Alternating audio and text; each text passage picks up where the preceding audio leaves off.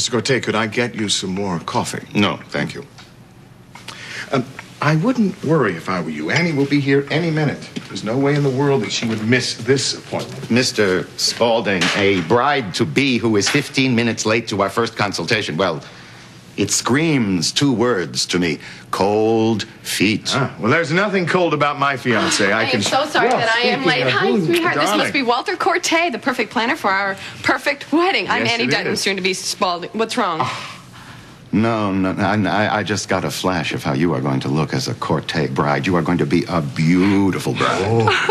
Gee, I like him already. Well, shall we get right down to work then? I have to see another client this afternoon. Hold on. Slow down. You have to see another client. Annie, it's all right. No, it's not all right. We're paying Mr. Corte a lot of money to make the most elegant, lavish wedding this side of the Atlantic. I think at least that's a full-time job, don't you? I promise you, your piece of Corte will be more than enough. No. See, I don't want you distracted by some other person's silly wedding. I want you to be with Alan and me full-time. Thank you. I am sorry, Miss Dutton, and I, too, am a firm believer in the sanctity of art, but even a modest artist's lifestyle... Oh, I get it. You need money. Oh, I understand. Would you please look around this house, Walter? Does money look like it's going to be an issue here? It's not. We will take very good care of you. After all, you are the best of the best. Everyone says so. That's why right. you're here. Well, I'm sure I don't deserve this flattery. You see, I was given a gift by God. A gift no different from Mozart or Renoir. I was blessed with the gift of impeccable taste and vision. I prefer to think of my occupation as a calling. A calling? Yes, a calling to share my gift. I will need some money up front. Of course. Well, then, let's get on with the business of creating your ideal wedding. This is going to be the most important day of my life. Nothing better go wrong. Reva, can we do this some other time? Why, because Philip is Alan's son? You know what, if this was about Annie, it's actually a good thing he's here. He can help. Lives under the same roof as her. I got the deadbolts on my bedroom door to prove it. This also has to do with your father. Oh, Cassie. That's okay, Reba. Cassie, I learned over the years not to make a practice of defending my father. And as far as Annie is concerned, you have an idea about how to get rid of her, I'm all for it. You don't want your father to marry Annie. I think he is absolutely insane to even be considering it. There. Is that good enough? Okay. Good.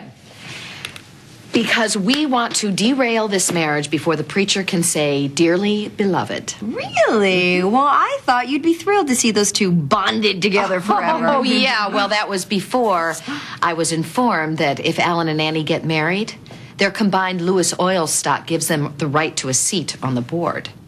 Oh, boy. Oh, boy is right.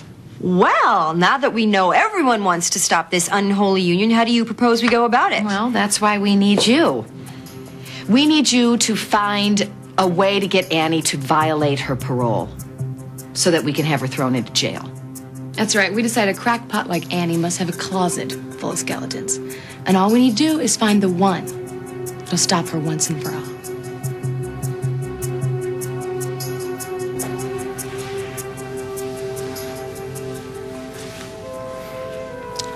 This is our baby. And she's going to be wonderful. She's going to be fabulous. She's going to be everything that we ever dreamed of. You know what I never dreamed? I never dreamed that you would purposely leave me twice. I'm not going to. Oh, that's not what Margaret and Michael said. They said the longer you carry this baby, the worse your condition will get. I can give you this baby. Look, Vanessa, I don't want the baby if it means you have to die. We have been living on faith for so long that we have run out of miracles. We haven't. I'm carrying one. She's right here.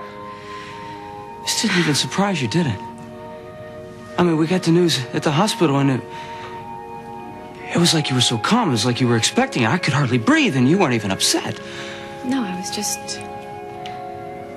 just really glad that the baby's okay. And that's just it, isn't it? That's all you ever really hope for, is that the baby was okay. You knew you could possibly die from this, but that didn't matter. All you talk about faith and miracles, it's been just a bunch of bull, hasn't it? I meant every You knew you single could word die I having said. this baby, and you went ahead with it anyway, didn't you? Yeah. I went ahead with it anyway.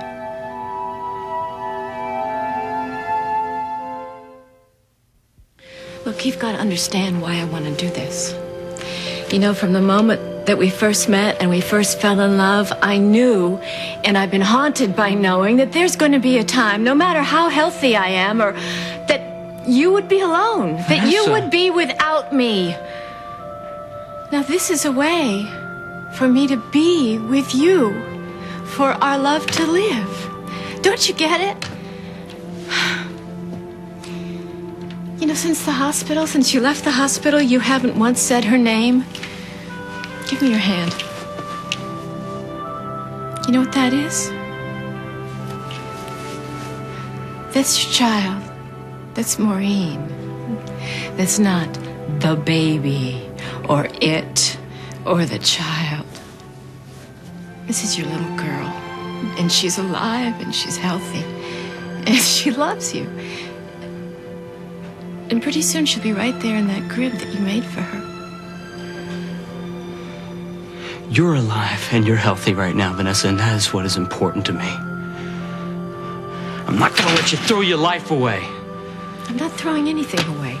I'm not. We both knew that there would come a time when this horrible disease would catch up with me. We knew it. Vanessa, the doctor said you were okay. You were in remission. Did he say that I was cured? No, he didn't say you were cured. But maybe it wouldn't come back for 20 years or 10 years or 5 years, or even if we just had 5 minutes together, if that's all we had.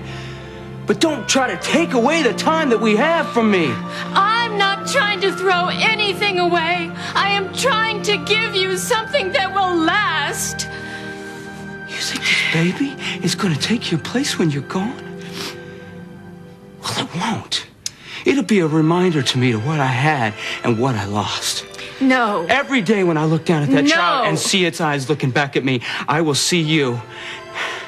And I will think about losing you every day of my life. You know what? I don't know if I could love a child like that. I might grow to hate that child. You would never. No, I don't know, Vanessa. I really don't know. We have choices here. No, we don't. We have no choices.